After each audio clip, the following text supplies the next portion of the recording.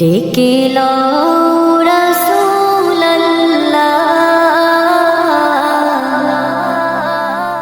রওজা পাকের কিনারে, আমি কেঁদে কেঁদে হই গো সারা, ধন্য করো দিদারে। ডেকে লও রাসূলুল্লাহ রওজা পাকের কিনারে, আমি কেঁদে কেঁদে হই গো সারা,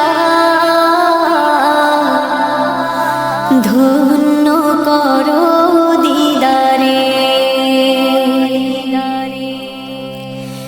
আমি সহিতে পারি না বিরহ জ্বালা,